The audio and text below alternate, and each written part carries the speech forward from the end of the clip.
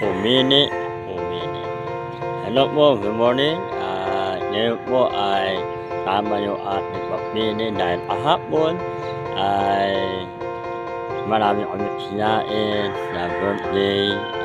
Maraming salamat po. Kami nakabahagi.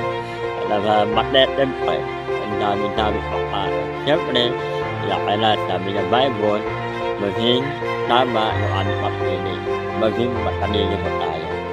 Ngayon, cleansing naman tayo. Ito mo, matapos ko yung aking body. Kailangan natin na maging malakad po.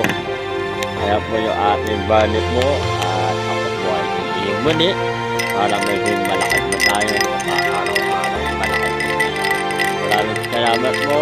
Ingat po. Good morning po.